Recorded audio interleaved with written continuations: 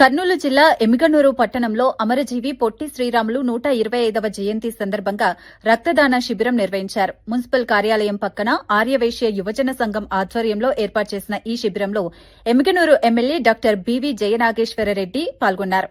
ఈ సందర్భంగా ఎమ్మెల్యే పొట్టి శ్రీరాములు చిత్రపటానికి పూలమాల వేసి నివాళులర్పించారు. ఆంధ్ర రాష్ట సాధన కోసం పొట్టి శ్రీరాములు చేసిన నిరాహార దీక్ష, త్యాగాలు ఎప్పటికీ స్మరణీయమని చెప్పారు. ఆయన ఆశయాలను స్మరించుకుంటూ రక్తదాన శిబిరం నిర్వహించడం అభినందనీయమని తెలిపారు.